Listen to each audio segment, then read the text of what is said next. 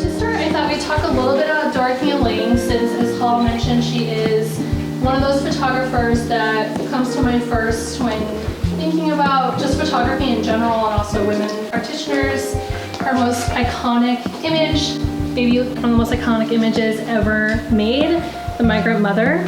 We have two examples of that image in this sale. One's on the wall here, and then the more iconic, more tightly framed version. This image was made in 1936. Lange was employed by what was first called the Resettlement Administration and then became the Farm Security Administration. These are groups of photographers who were employed by the government to document rural poverty, life in the Depression. They traveled all over the country, creating images that were then sent back to Washington, D.C. and used in newspapers, in exhibitions, in stories about what was happening in the country.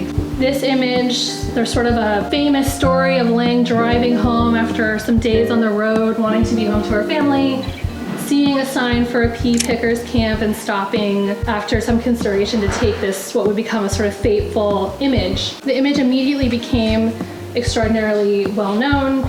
Within days, it was being reproduced in newspapers across the country. She took 6 or 7 frames of this family, and this version is less well known, a horizontal format, and the one over here is the one that became so well known. So this is something that ties a little bit into how we look at the picture itself. This is a print that for a time you could basically order from the Library of Congress for yourself. A print would be made from the original negative, sent in the darkroom at the Library of Congress and sent to you. There's a couple different stamps that the Library of Congress used on the backs of these prints. And once I asked them if we could date prints based on that stamp, and they were like, nah, we just stamped it. So this image also sort of goes against what's typically sort of a truism in the market, is like the more prints there are, the less valuable they are. But this image is so iconic and so loved that it sells pretty well no matter when the print was made. I think it sort of transcended the Depression to become an image that speaks to motherhood,